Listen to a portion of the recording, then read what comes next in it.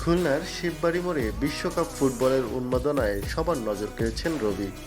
একসময় তিনি ছিলেন একজন রং মিস্ত্রি।